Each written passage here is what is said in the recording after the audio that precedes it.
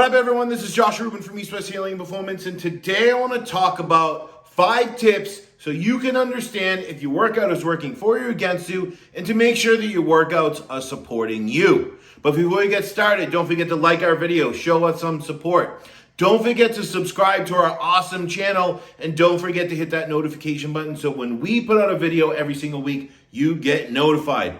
Let's jump in.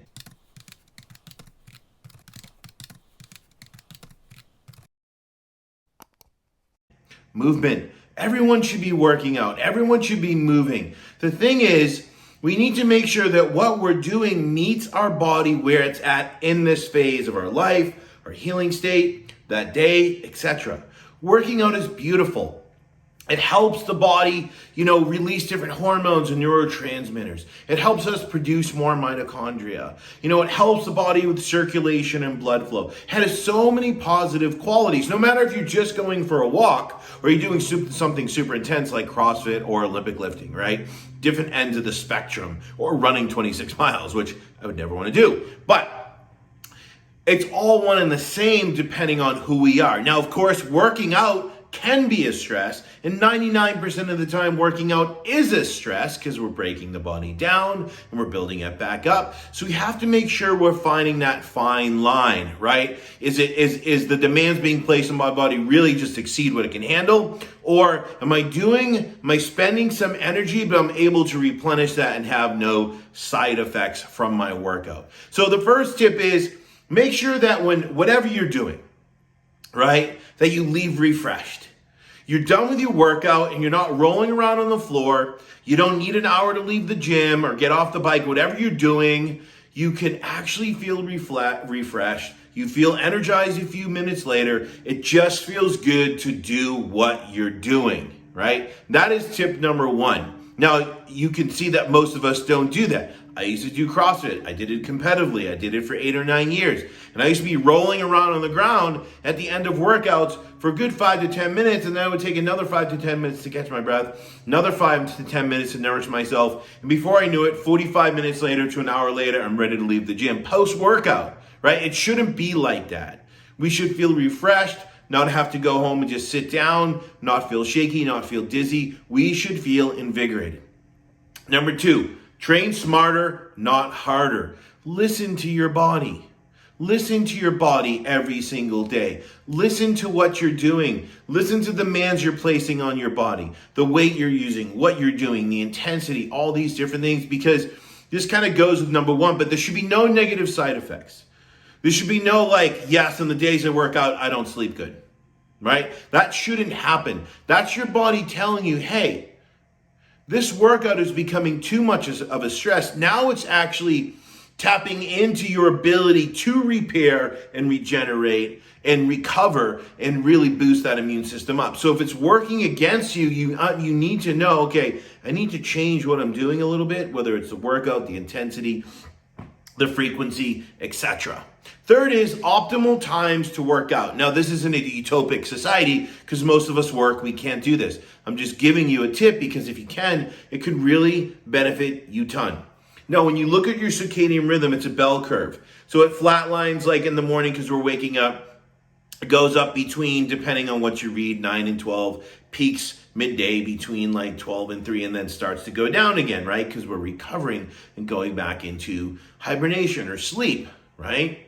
So usually between, let's say, 11 and 3 is the best time to work out. Why? Because you are at the peak metabolically. You are at the peak hormonally. You are at the peak energetically. You are at your peak to meet the demands that are being placed in your system. Yes, I understand most of us can't work out at that time. Some of you can. Maybe you can go for walks at work. Maybe you can take a break and actually hit the gym. But that would be the most optimal time. The least optimal times that people do that you see their workouts working against them because they have lots of symptoms. They have, low body temperature and pulses. They end up with autoimmune diseases. They end up with thyroid issues, adrenal issues. The list goes on. Is they wake up first thing in the morning and they haven't eaten a thing and they work out. That is the worst thing you could possibly do to your system. Would you let your child do that? Would you let your 5 or 6 year old wake up, not eat, and go to the park and play for 2 hours. You would not do that. Number two, working out late at night. Think about it. We are stressed most of the day, especially with what's going on in our society. We're working all day. Some of us are expending a lot of mental energy. Some of us are expending a lot of physical energy.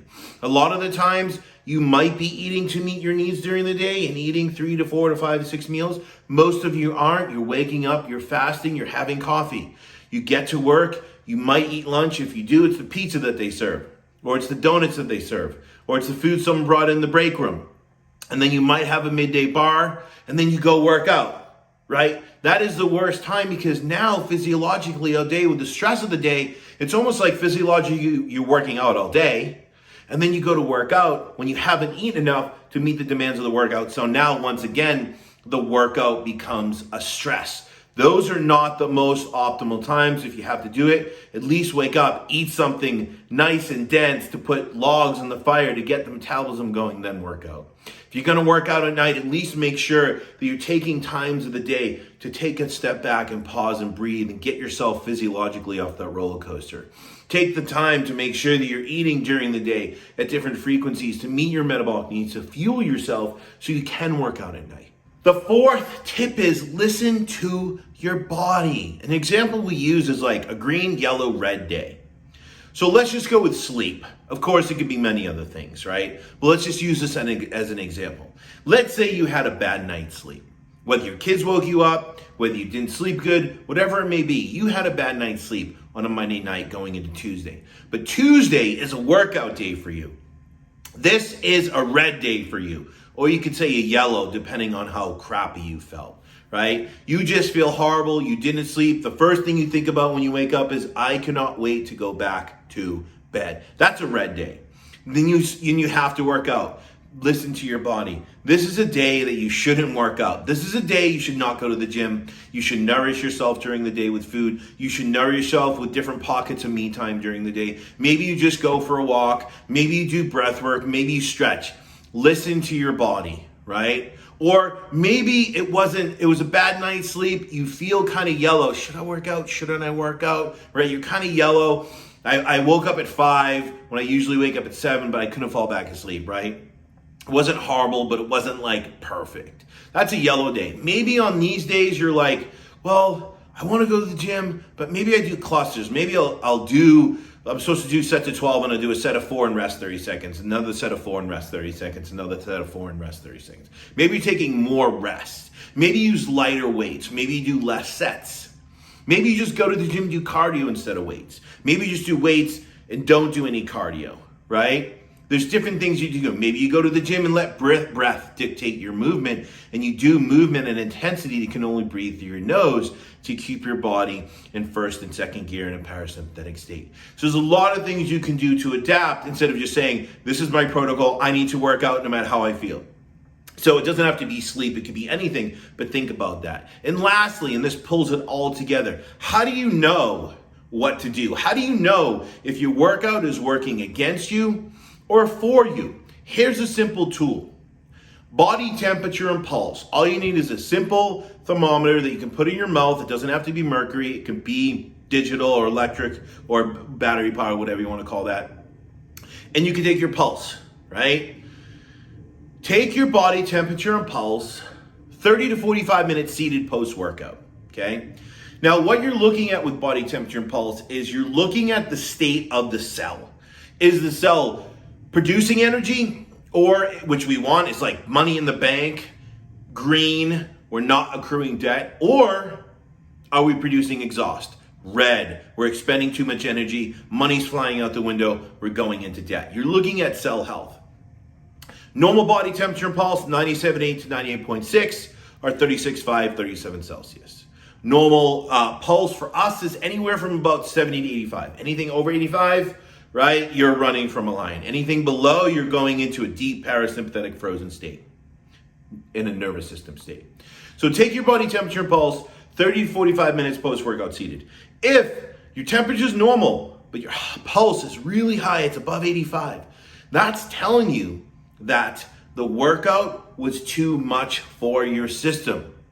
Now, most of us want to ignore this because we like what we do. But this is information for you that you need to change the workout possibly. You need to change the intensity. You need to change the frequency maybe. Maybe you should be doing it 3 times a week or it's 4, right?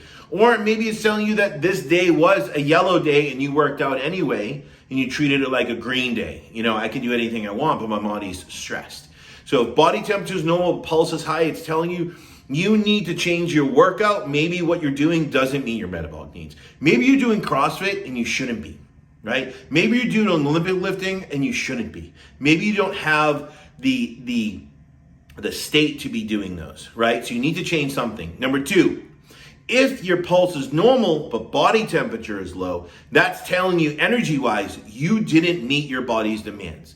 It's telling you that you're not eating enough every day to put enough money in the bank to meet the demands of the workout, which is the stress, or you didn't eat enough that day to meet the demands of that workout, right? Maybe you woke up and only had 1 meal and your body really wants you to work out at noon and have 2 or 3 meals, right? It all comes down to energy. So now you need to look at, where do I need to place the workout to make sure that I'm getting enough food, or do I need to make sure that I'm eating frequently enough during the day to meet my metabolic needs? So there's a lot of information in this video, but it all comes back to this 5th one. Take your body temperature and pulse 30 to 45 minutes after workout. It's going to show you what you need to do. Do I need to tailor my workout so I can still work out and make it work for me? Or do I need to tailor my nutrition to make it work for my workout? Thanks for tuning in. Hopefully this makes sense to you. Any comments, post them below. I'm out of here. Peace.